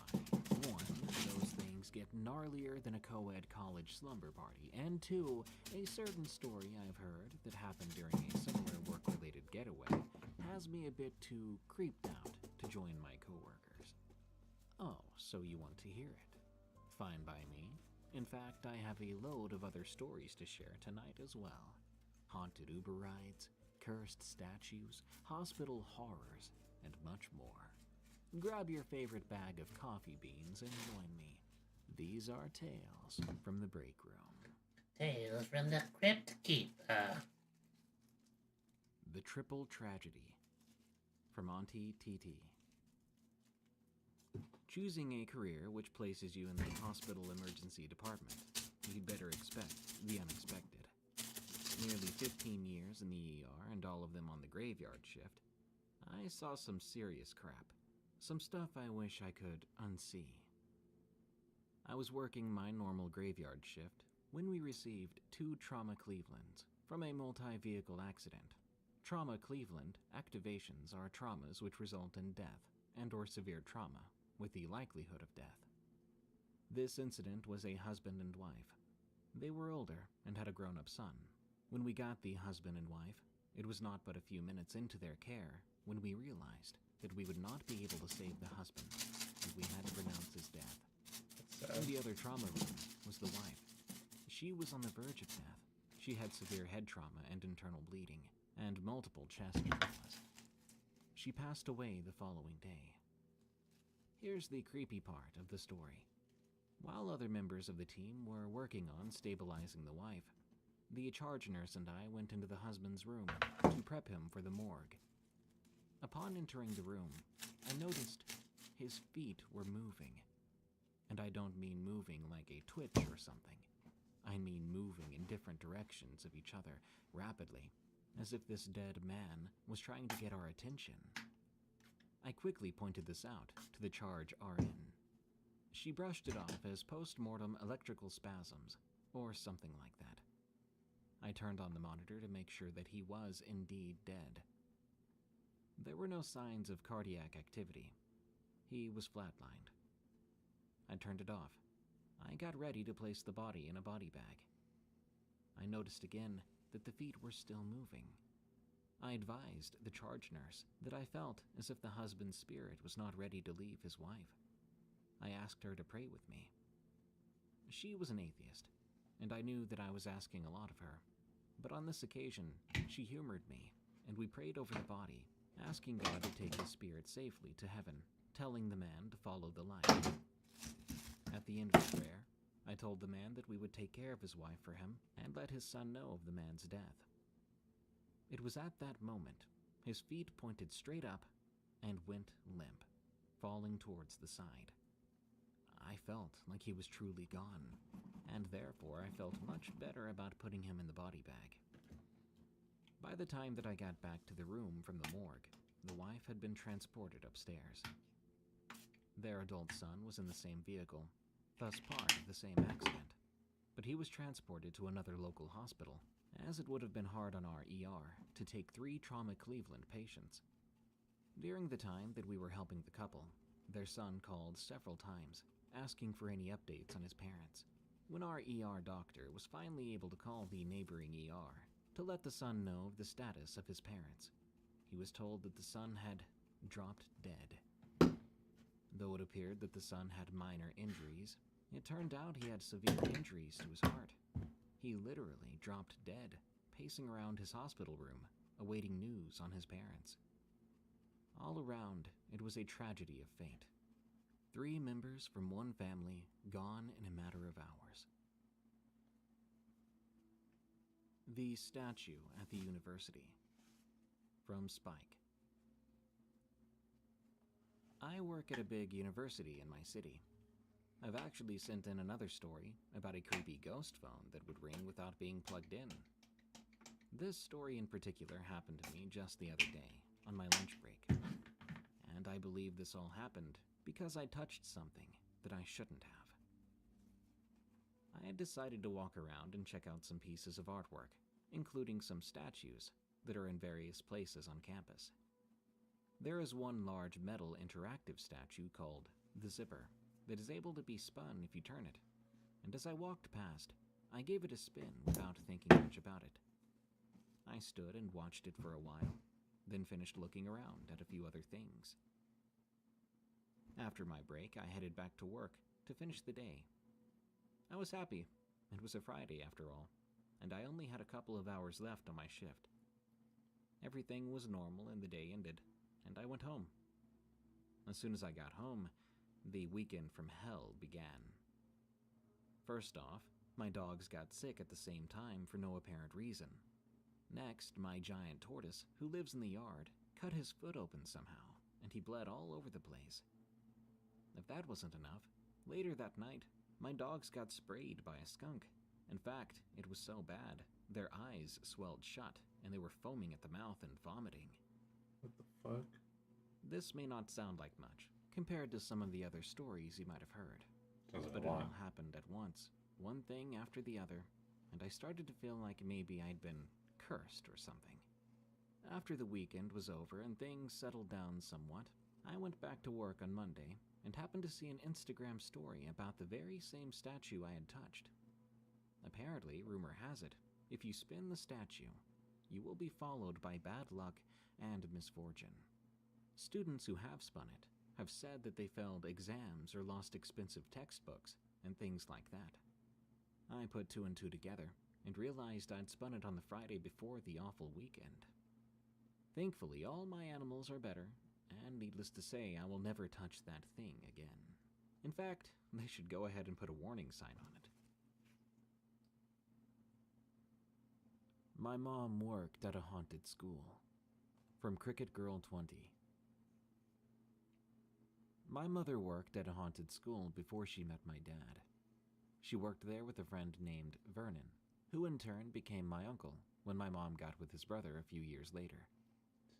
My mom and Vernon would work at night, cleaning the school for the next day. They were employed by a cleaning service of some sort. The thing is, before and while they were working there was a rash number of suicides, a few fatal accidents too, and a couple of unexplained deaths. One of the poor souls who died there was a janitor who hanged himself on the playground. One night, my mom and Vernon were cleaning the gym. Vernon decided to start a conversation. "Hey Mary, how's Michael doing?" The sudden sound of his voice startled my mom. "Geez, Vernon, that came out of nowhere. I mean, this place gives me the creeps, ever since that janitor hung himself a few weeks ago. Anyway, Michael's fine. He's a good kid." Suddenly, a loud bang came from the other side of the school. Vernon looked at my mother and said, "Well, we're gonna have to go see what that was." So the two of them began to venture slowly to the other side of the school. Vernon noticed my mom looked scared and asked, "You okay?" They then heard another loud bang suddenly. They walked around the corner and found a classroom door open. My mom said then, "Vernon, I thought we locked all the doors already." "I don't know. I thought we did too." He reached out to close the door, but in an instant, it slammed shut in his face, hitting his nose so hard my mother could hear the bone break. Ouch. Vernon stumbled backwards, grabbing at his nose after the door slammed. He yelled curses, shouting that his nose was broken. Then they heard the sound of running footsteps all around them. They looked down the hall, and they saw this dark shadow watching them in the distance. They both basically flew out of that building, leaving all the supplies in there. They got back in the van and sped away. Before taking Vernon to the hospital, they each left a separate voicemail on their boss's phone. Something along the lines of, "Hey, quit. After what we saw in that school, we're not coming back." Much later, when my mom got back to the office, she left the van and the keys in the parking lot. She got in her car and went home. My mom and Vernon stayed friends until the day she passed. But Vernon doesn't like talking about that night. Every time the topic of ghosts comes up, he gets wide-eyed and leaves the room.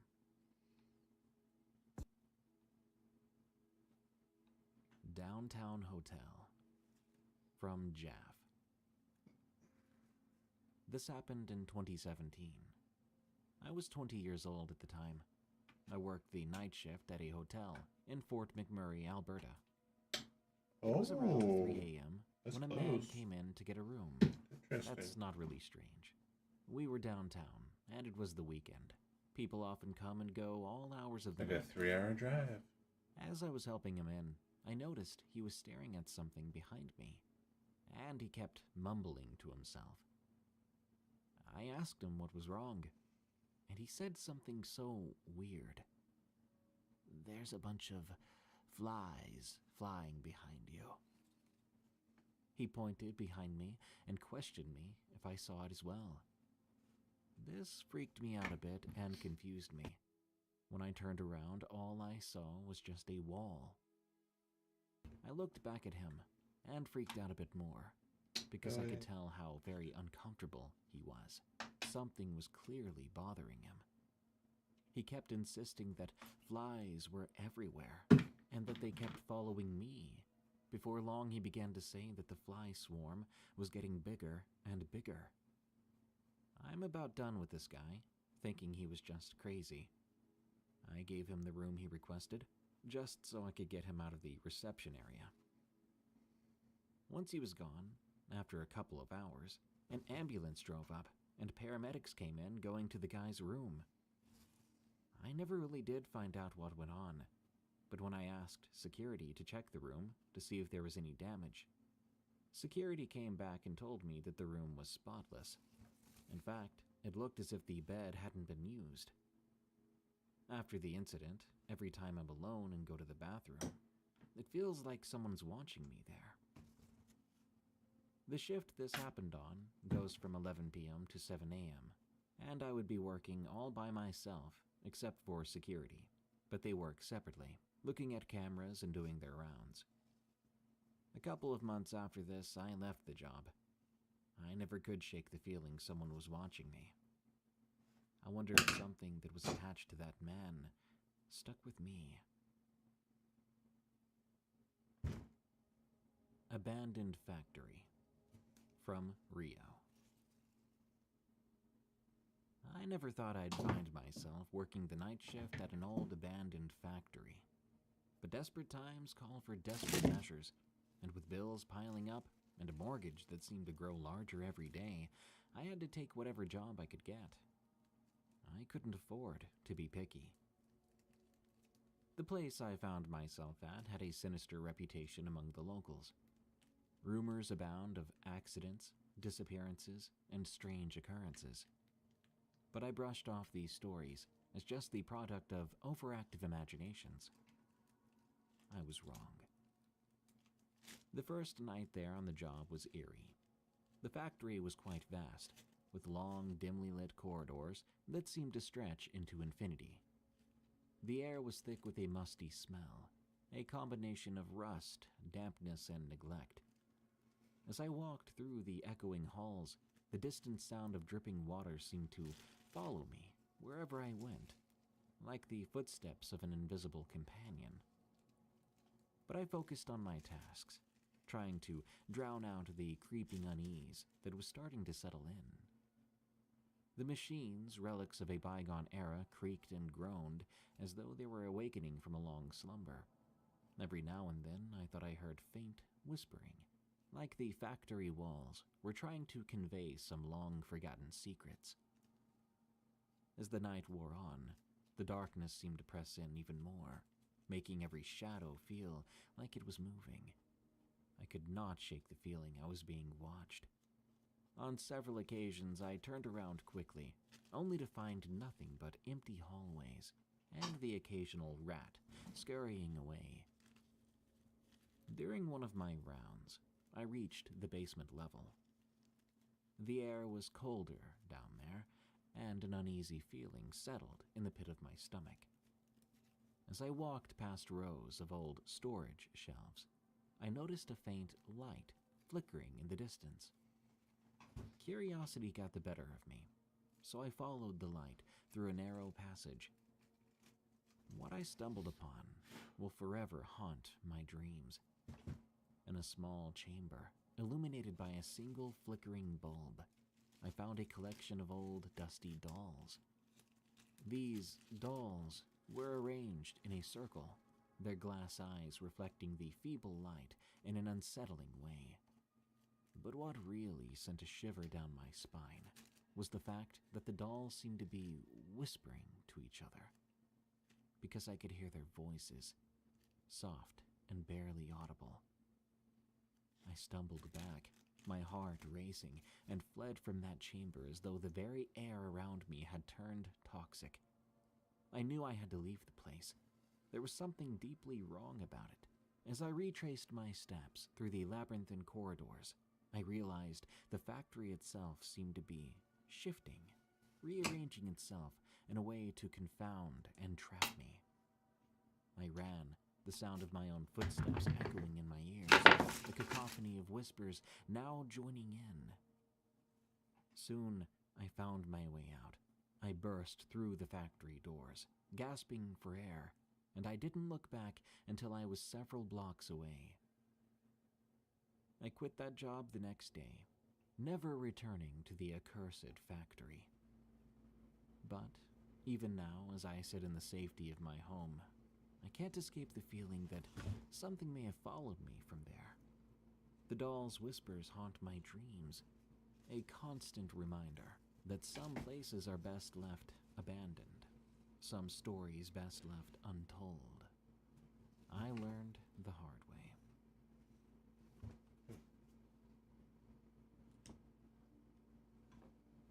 On Patrol, from Alex.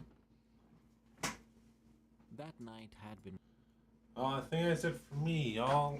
Oh, made some good progress, I think. Just gotta continue the skin texture, but we'll do that Wednesday. Unless I do that in my off time tomorrow or something. But yeah. Sweet dreams, Scott. Thank you all for hanging out. Hope you all have a great night. And I'll see you guys Wednesday, Friday. We'll probably play a scary game or something. I got a couple that I've been wanting to play through, so I'll probably do that. But looks heavy. He's a big boy. He's a big boy. 10 pounds of clay, baby. May you not, Jimmy McDonald's. I most likely will. Not good dreams. Not good dreams. Have a great night, man. And everyone else. Sweet dreams. Think of me.